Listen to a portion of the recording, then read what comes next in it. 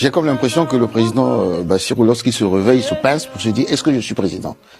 J'ai l'impression qu'il est surpris d'être président. Moi, j'ai lu quand même le programme du PASTEF. C'était la rupture sur la question de la dette. Lorsque le Premier ministre Sonko parle de la dette odieuse, c'est un concept que j'apprécie, que je voudrais appliquer un jour dans mon pays lorsque j'arriverai aux affaires. Mais il est dans son droit. Et je n'ai pas compris comment le président Bassirou veut se détacher de cette lecture de l'héritage laissé par Macky Sall et demander aux Sénégalais de trancher. Imposture. Et l'imposture, je terminerai sur l'imposture, on va dire, dans ces relations internationales. Là aussi, on aurait, en tout cas, les Africains de cette génération. Moi, j'ai marché, hein. Pour Sonko, on a pleuré lorsqu'il était au chevet de la mort. On a marché. Mais lorsque j'ai vu 2 ou 3 exemples qui m'ont choqué, la manière dont il a géré le cas de la Guinée-Bissau avec Mbalo, oui. Vous voyez bien que c'est une imposture totale.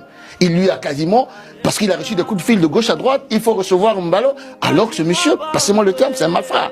Bon, lorsque vous l'avez vu le jour où on est en train de commémorer les victimes, bon, il y a un choix à faire. À cet âge-là, on doit avoir ce qu'on appelle l'éthique de conviction. De conviction. Mes convictions sont celles-là, je ne peux pas aller à Abidjan alors que ceux qui sont morts là, c'est suite à... Ah, c'est la commémoration des victimes de la électorale. Et d'ailleurs, c'est pas de ça. Okay.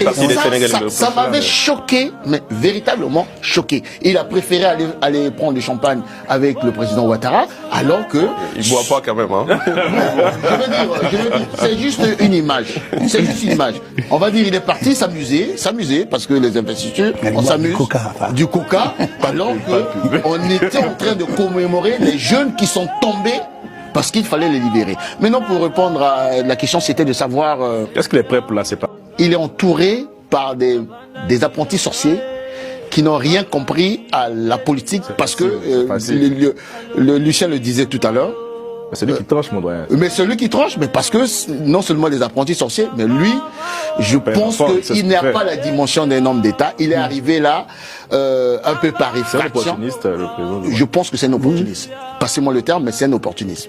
Il est arrivé par effraction. Il a pris goût au privilège du pouvoir. Avec les apprentis sorciers, il va droit au but. Mais Lucien et les autres le disaient tout à l'heure, la légitimité historique est du côté de Sonko.